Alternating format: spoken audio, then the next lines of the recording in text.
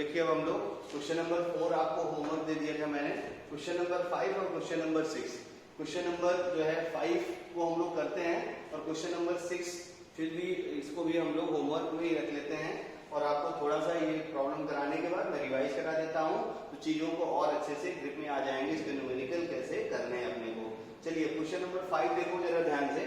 एक आपसे पूछ रखा है कि आपके पास क्वेश्चन पढ़ो 4 मोलर एक्वस सोल्यूशन यूरिया, ठीक है ना। तो आपको ये दे रखा है कि जो एक्वस सोल्यूशन है 4 मोलर एक्वस यूरिया सोल्यूशन, ये बस जैसे ये पढ़ने को मिल जाए तो फिर आप टेंशन मत लीजिए। 4 ये देखो क्या दे रखा है, कैपिटल में मतलब क्या होता है मोलर, कैपिटल में मतलब क्या होता है मोलर, और मोलर मतलब तुम अच्छे जानते हो क्या होता है मोल पर लीटर। चलिए अब देखिए तो इसका मतलब क्या हो गया 4 मोलर एक्वस सोल्यूशन यूरिया, ये जो गिवन है इसकी मीनिंग क्या हो गई ये ध्यान रखिए। तो ये क्या हो गया, यानी इसका मतलब ये है कि 4 मोल आपका है urea dissolve in 1 litre solution. अच्छे से दिमाग बैठा लो, डिसॉल्व इन, ठीक है ना, डिसॉल्व इन वाटर, ऐसे लिखो dissolve in water to form, अच्छे से दिमाग बैठाओ, टू फॉर्म 1 लीटर सोल्यूशन। यानी सोल्यूशन का वॉल्यूम अपने को मिल गया कितना लीटर है 1 लीटर है। डेंसिटी पता है ना, अब तो कुछ प्रॉब्लम है ही नहीं, आप चाहो तो कर ही लो, कोई दिक्कत नहीं है। तो मैं थोड़ा इसको जल्दी जल्दी सॉल्व कर देता हूँ, ठीक है। तो 4 मोलर है तुम्हारे पास aqueous solution dissolve in 1 litre of aqueous solution, कोई दिक्कत नहीं, इसकी डेंसिटी इतनी है। तो अब देखना ध्यान से, हमें जो पता करना है तो हमें पता करना है, देखो वेपर प्रेशर ऑफ सोल्यूशन यानी delta P over PS divided by क्या बोलो मोल सोल्यूट डिवाइडेड बाई क्या हो गया देखो मोल सॉल्वेंट और इनटू क्या हो गया वांडा फैक्टर। वांडा फैक्टर के लिए रोना ही नहीं है, यूरिया के लिए 1। ये देखो जरा ध्यान से, सोल्यूट का मोल भी 4 मोल पता है, कोई दिक्कत नहीं है। सॉल्वेंट का मोल पता चल जाए, काम पता चल जाएगा। अब सॉल्वेंट का मोल कैसे पता चलेगा, तो सॉल्वेंट का वॉल्यूम और डेंसिटी गिवन है, सॉल्यूशन का वॉल्यूम और डेंसिटी गिवन है, तो हम लोग सॉल्वेंट का मास पता कर सकते हैं। तो ये देखो ध्यान से, सिंस मास ऑफ सॉल्यूशन, अगर मास ऑफ सॉल्यूशन हम लोग बोले तो मास ऑफ सॉल्यूशन देखो क्या हो जाएगा वॉल्यूम ऑफ सॉल्यूशन और इनटू क्या हो जाएगा डेंसिटी ऑफ सॉल्यूशन। तो जो सॉल्यूशन है इसका वॉल्यूम देखो कितना है, ठीक है ना। आप देखो क्या डेंसिटी किसमें है, ग्राम पर मिलीलीटर में है। तो हम लोग क्या करते हैं 1 लीटर सॉल्यूशन को मिलीलीटर में कन्वर्ट कर लेते हैं, तो कितना हो गया 1000 मिलीलीटर। तो सॉल्यूशन का वॉल्यूम देखो कितना हो गया 1000 मिलीलीटर और डेंसिटी कितनी हो गई देखो 1.2 ग्राम पर मिलीलीटर।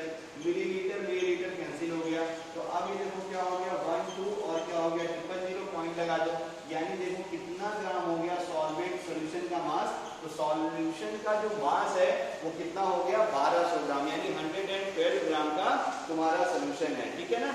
इसके बाद अब देखो सॉल्यूशन का मास अगर पता चल गया, अब हमें सॉल्वेंट के मास का काम है, तो सॉल्वेंट का मास भी हमें पता चल जाएगा। आप देखो मास ऑफ सॉल्यूशन हेंस हम लोग लिख सकते हैं, ये देखो क्या हो गया मास ऑफ सोल्यूट, ब्रैकेट में लिख देता हूं मैं, मास ऑफ सोल्यूट और plus mass of solvent equal to कितना हो गया देखो 1200 ग्राम, ये गिवन है तुम्हें।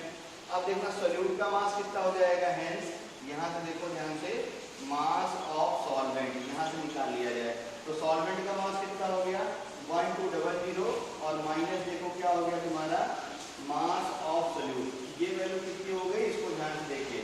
तो मास ऑफ सोल्यूट अगर हम लोग यहाँ से सॉल्व करें तो अब देखो ये कैसे आ जाएगा, तो अब देखना ध्यान से 4 मोल यूरिया सोल्यूशन है, तो अगर मैं यही तो सोल्यूट है तुम्हारा, तो यहाँ से अगर मैं मास निकाल लूँ तो मास ऑफ यूरिया कितना हो गया और यही मास ऑफ यूरिया कितना हो गया 4 मोल है और 1 मोल यूरिया का मोलर मास कितना होता है बोलो 60, ठीक है ना। तो ये कितना हो गया तुम्हारा बोलो, ये हो गया तुम्हारा 22400।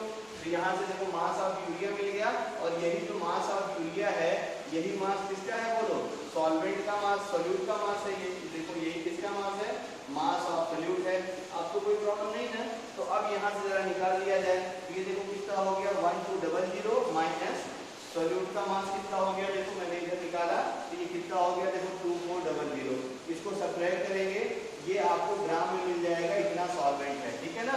अब देखना ध्यान से, अब तो कुछ करना ही नहीं है, तो सॉल्वेंट का अगर मैं मोल निकालूंगा तो सॉल्वेंट का मोल कितना हो गया देखो ये जो डेटा आ जाए, ठीक है ना, तो ये डेटा घटा के आप लिख लीजिएगा, ये जो भी डेटा आ जाएगा, सॉल्वेंट हमारा वाटर है, उसके मोलर मास से डिवाइड करिएगा, ये वैल्यू मिल जाएगी कुछ, ये वैल्यू कुछ मिल जाएगी, यहाँ पुट कर देना, सोल्यूट का मोल तुम्हें पता है, यहाँ पुट कर देना, और वांट ऑफ फैक्टर कितना है आई पुट कर देना, और फॉर्मूले में अब आपको अच्छे से पता है डेल्टा पी की वैल्यू में लिखूंगा तो डेल्टा पी क्या होता है, P not minus P S, और पी नॉट की वैल्यू में लिखूंगा तो पी नॉट की वैल्यू वाटर दे रखा है, कोई टेम्परेचर नहीं दे रखा है, तो मतलब रूम टेम्परेचर पे लेके सॉल्व करना है, यानी कितना हो गया 24 टॉर।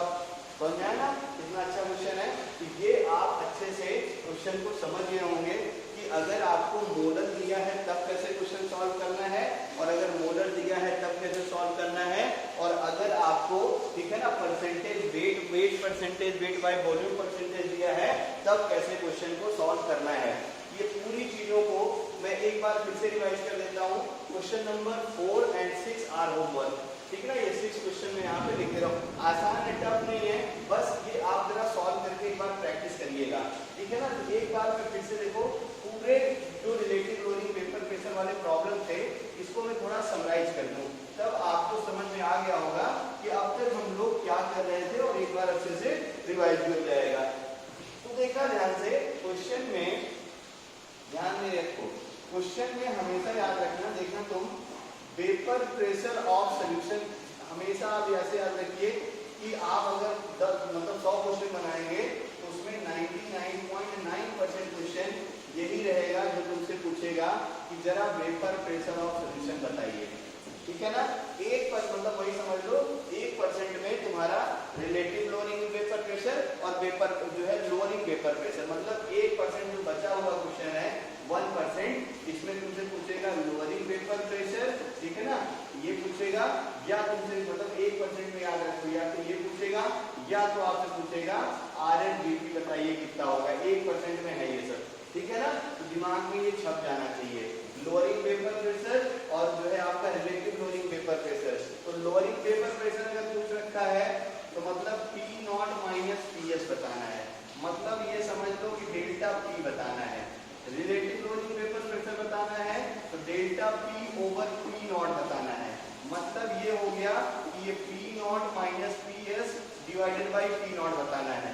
और इसके लिए आप याद रखिए, इसके लिए आप याद रखेंगे कि relative lowering vapour pressure directly proportional to mole fraction of solute, ठीक है ना, मोल फ्रैक्शन ऑफ सोल्यूट, अच्छे से याद रखते रहिएगा।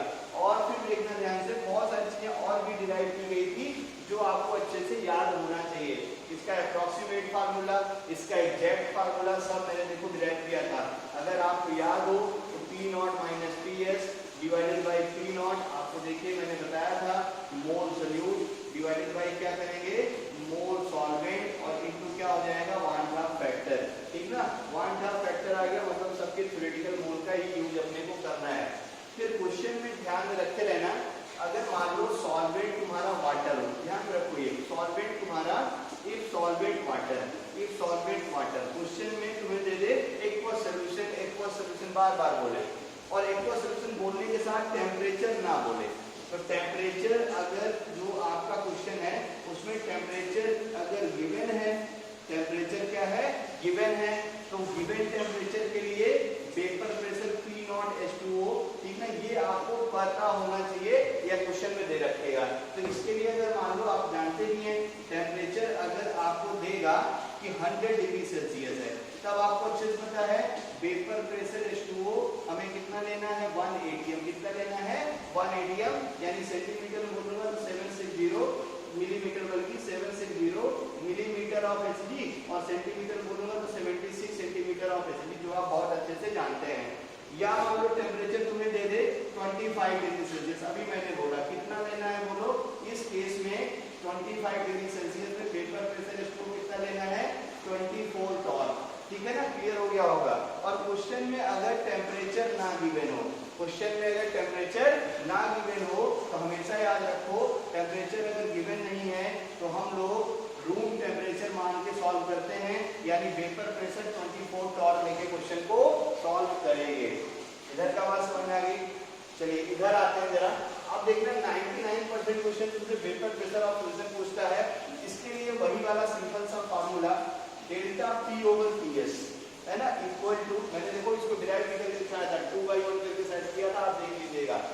तो delta P over P S ये क्या हो जाएगा, देखो एन सोल्यूट कितना है डिवाइडेड बाई एन सॉल्वेंट कितना है और इनटू क्या कर देना है, वन हाफ फैक्टर। ये है अपना फॉर्मूला और जो आप बहुत अच्छे से सीख गए हैं कि कैसे हमें इसके न्यूमेरिकल बनाने हैं, ठीक है ना। तो यहाँ से क्वेश्चन को अच्छे से यहाँ तक वीडियो को रिवाइज करिए और क्वेश्चन के न्यूमेरिकल जो मैंने दिए होमवर्क उसको सॉल्व कर लीजिएगा, ठीक है ना। तो आई होप यहाँ तक समझ में आ गया होगा, ठीक है ना। इसके आगे के पार्ट में हम लोग एलिवेशन इन बॉइलिंग पॉइंट यानी नेक्स्ट कॉलिगेटिव प्रॉपर्टी पढ़ेंगे। Thank you.